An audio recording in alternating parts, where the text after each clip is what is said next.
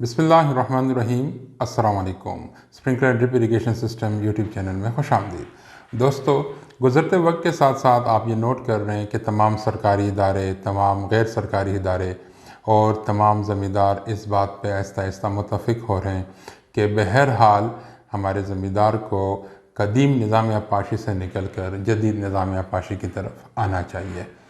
आज हम इस वीडियो में इन दोनों सिस्टम्स का यानी रिवायती या कदीम निज़ाम आपाशी और जदीद निज़ाम आपाशी का मवाजना करेंगे कि आखिर इन दोनों में फ़र्क क्या है।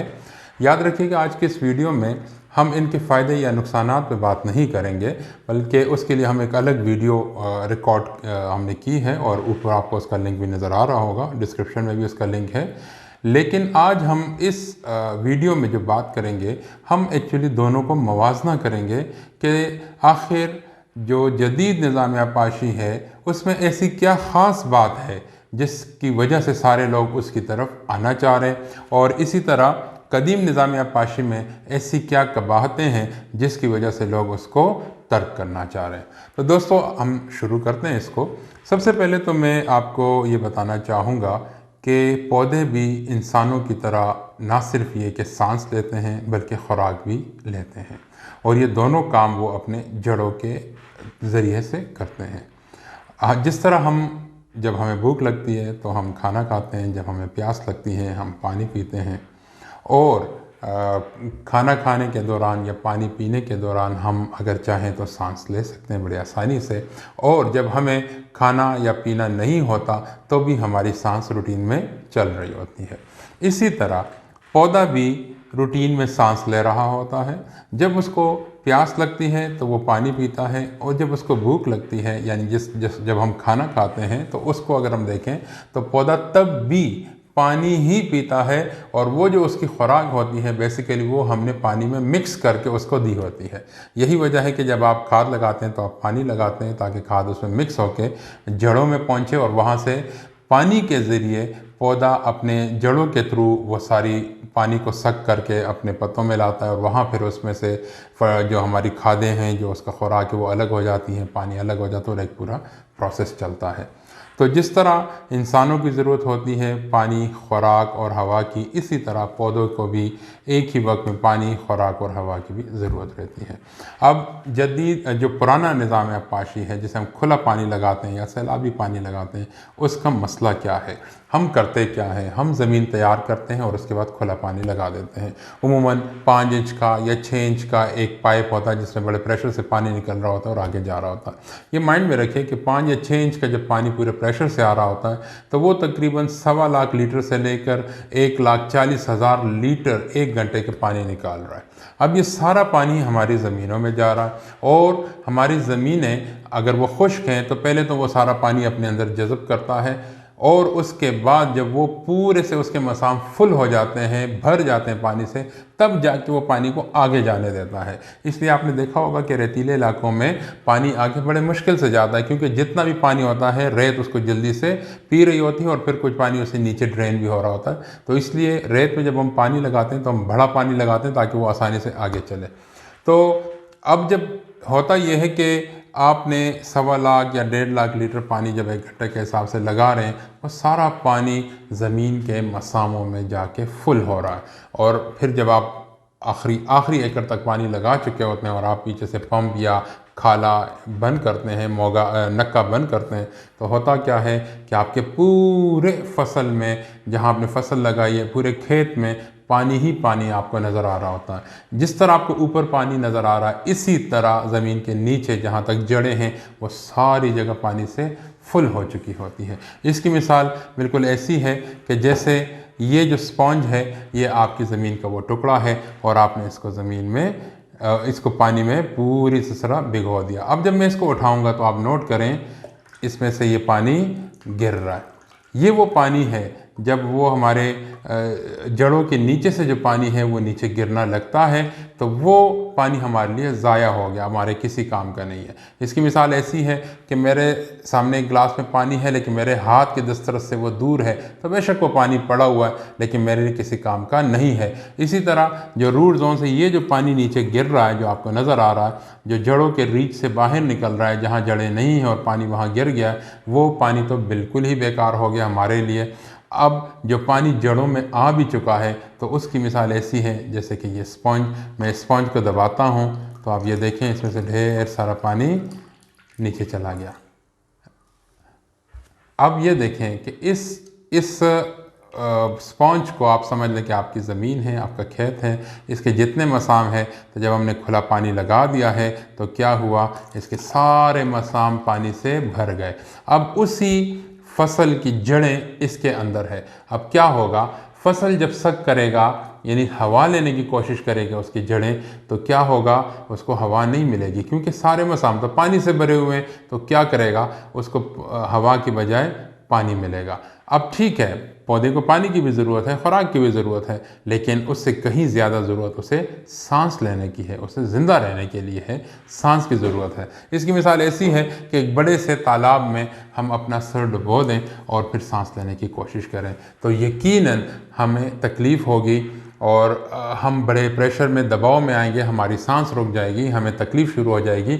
और अगर हम अपना सर पानी से बाहर ना निकालें तो अल्टीमेटली क्या होगा कि सांस ना आने की वजह से खुदा न खास्ता मौत वाक़या हो जाएगी। इसी तरह जब ये पौधा इस पानी में, उसकी जड़ें इस पानी में पड़ी रहेंगी और वो बार बार सांस लेने की कोशिश कर रहा है लेकिन उसको सांस या उसको हवा नहीं मिल रही और वो मुसलसल पानी सक कर रहा है, तो क्या होगा कि अगर कुछ कम वक्त के लिए है तो पौधा दबाव में आएगा, लेकिन अगर ज़्यादा वक्त के लिए है तो क्या तकलीफ़ होगी, तकलीफ़ ये होगी कि पौधा मर सकता है। अब जब आपने खुला पानी लगाया तो उसकी मिसाल आपने समझ ली कि सारे मसाम फुल हो गए, इसमें पानी ही पानी है। फिर वक्त गुजरता जाता है, 1 दिन 2 दिन 3 दिन ज़मीन पे और इलाके पे मुनहसर है। फिर क्या होता है, आहिस्ता आहिस्ता ये पानी इसमें से या तो नीचे जा रहा है या सूरज उसको निकाल रहा है और या फिर पौधा उसको संभाव इस्तेमाल कर रहा है। तो फिर क्या होता है, कुछ दिनों बाद वतर की हालत आ जाती है। वतर की हालत ये है जैसे कि अभी ये स्पॉन्ज है, इसमें से मैंने देखें पानी निकाल दिया है लेकिन ये अभी भी गीला है। इसका मतलब ये हुआ कि इसके कुछ मसाम में पानी है और कुछ मसाम में हवा है। अब पौधा क्या करेगा, अब जब वो सांस लेगा तो जहाँ से हवा है वहाँ से उसको हवा मिलेगी, जब उसको पानी चाहिए होगा तो जहाँ पानी है वहाँ से वो पानी लेगा और पानी के ज़रिए खुराक लेगा। इसलिए ज़मींदार भाई हमेशा खुश होते हैं कि अगर ज़मीन वतर की हालत में हो तो वो बहुत खुश होते हैं और फसल भी खुश ही होती है। तो यही वजह है कि हम वतर को पसंद करते हैं क्योंकि उसमें पानी और हवा का एक बेहतरीन इम्तिजाज होता है, एक कम्बिनेशन होती है।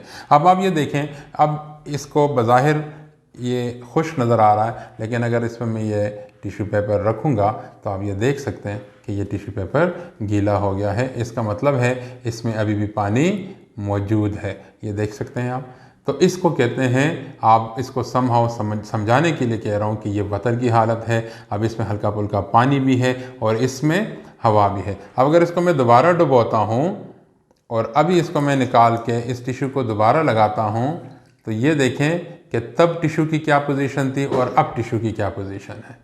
तो ये जब आपने खुला पानी पहले लगाया, वतर आने से पहले टिश्यू की ये हालत हो जाती है, यानी पानी ही पानी होता है ज़मीन में।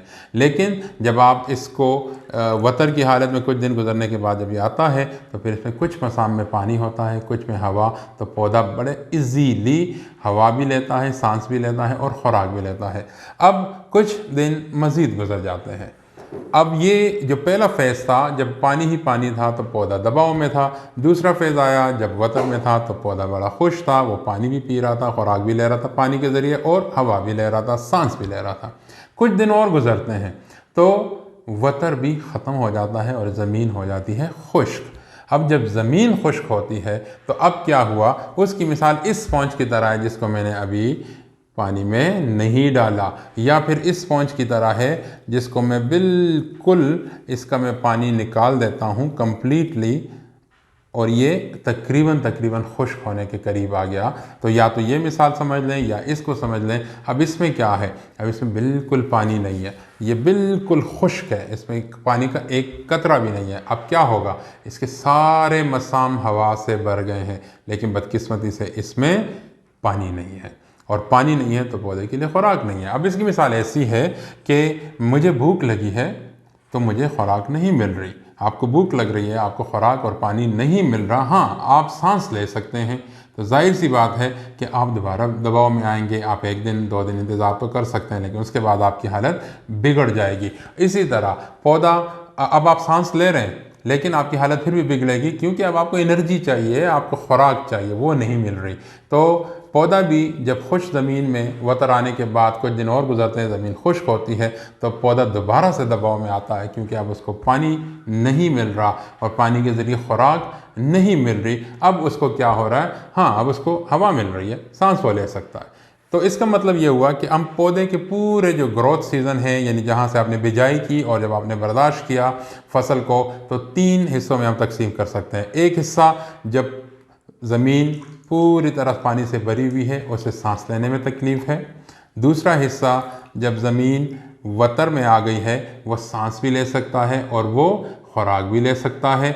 और तीसरा हिस्सा जब वो सांस तो ले सकता है लेकिन वो खुराक नहीं ले सकता। अब इन तीनों पोर्शंस में जो सबसे बेहतरीन काम है, जो सबसे बेहतरीन वक्त है जिसमें पौधा खुश है, वो अपनी बढ़ोतरी को जारी रखता है, वो है वतर वाली हालत।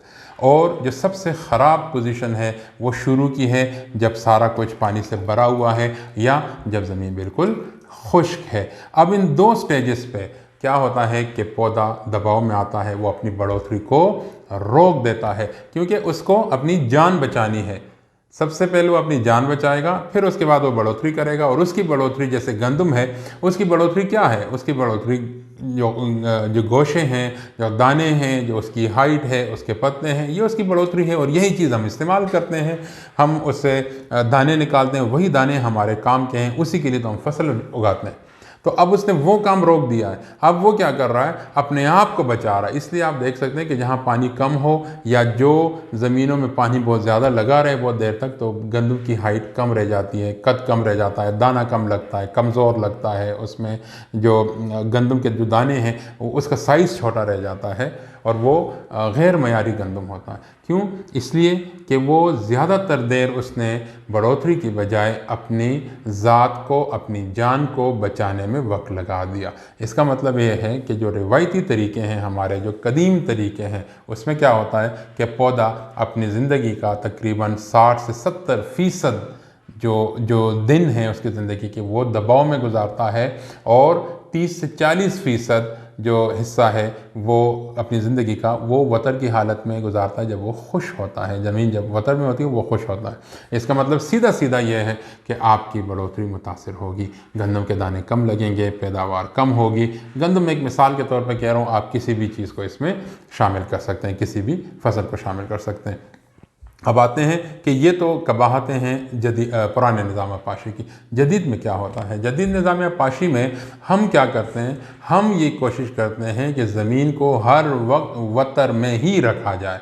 यानी हम जब ज़मीन वतर में आती है तो हम फसल लगा देते हैं, उसके बाद हम दूसरे तीसरे दिन, वैसे तो हम रोज़ाना रिकमेंड करते हैं, लेकिन चूँकि रोज़ाना बाज़ों का ज़िम्मेदार के चलाना मुश्किल हो जाता है, वो तीसरे चौथे दिन पानी लगाता है।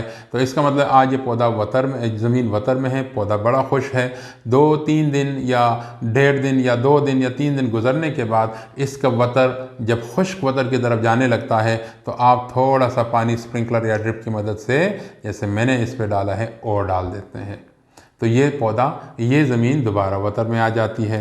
फिर कुछ दिन और गुजरते हैं, फिर इसका वतर खुश्क होने के करीब आता है, आप फिर अपने ड्रिप या स्प्रिंकलर सिस्टम की वजह से दोबारा इस पर थोड़ा सा पानी ज़रूरत के मुताबिक डाल देते हैं, तो ये दोबारा से वतर में आ जाता है। इस तरह से क्या होता है कि पूरी ज़िंदगी, अगर उसके 120 दिन की ज़िंदगी है तो वो सारी ज़िंदगी अपनी जो है वो खुशी में गुजारता है, बिकॉज के ज़मीन वतर में है। तो ये इससे क्या होता है, बढ़ोतरी बढ़ जाती है, पौधे को अपनी जान की फ़िक्र नहीं है, वो बड़ा इजी है, बड़ा खुश है, तो वो अपनी हाइट बढ़ाएगा, अपने पत्ते बढ़ाएगा, उसके पत्ते बढ़ेंगे तो उसकी खुराक अच्छी बनेगी, फिर वो गोशा भी ज़्यादा निकालेगा, लंबा गोशा होगा, उसके दाने अच्छे बनेंगे। अगर आपने माल्टा या कीनू लगाया है तो ज़ाहिर है उसकी साइज़ बढ़नी शुरू हो जाएगी।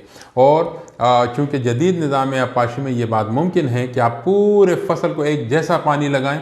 जब मैं कहता हूँ एक जैसा, तो इसका मतलब होता है कि 80 से 90% एक जैसा, थोड़ा बहुत फ़र्क फिर भी रह जाता है, लेकिन जब आप खुला पानी लगाते हैं तो उसमें तो आप मुश्किल से 30 से 40% एक जैसा पानी लगाते हैं। आपने देखा होगा कहीं पे बहुत ज़्यादा पानी है और कहीं पे बिल्कुल मुनासिब सा पानी पहुंच जाता है, और कहीं पे मुनासिब से भी नीचे पहुंच जाता है, और कहीं पे बहुत ज़्यादा पानी लगता है। ये जो फ़र्क है, कहीं पे ज़्यादा पानी, कहीं पे कम पानी, कहीं पे ज़रूरत से भी मज़ीद कम पानी, ये फसल के इफ़ेक्ट करता। आपने देखा होगा कहीं पे गंदम अच्छी होती है उसी फसल में, उसी खेत में थोड़ी सी नीचे होती है, कहीं पे उससे ऊपर होती है, बिकॉज के वहाँ पर उसको पानी प्रॉपर नहीं मिला या खाद प्रॉपर नहीं मिली। क्योंकि जब खाद खुला खाद लगाते हैं तो आपको ये मसाइल का सामना करना पड़ता है, कहीं पे खाद ज़्यादा डलती है, कहीं पे खाद कम डलती है, तो ये मसाइल होते हैं। अब जदीद निज़ाम पानी जैसे ड्रिप या स्प्रिंकलर है, उसमें क्या होता है कि पानी सारी जगह पे एक जैसा लगता है, नंबर 1।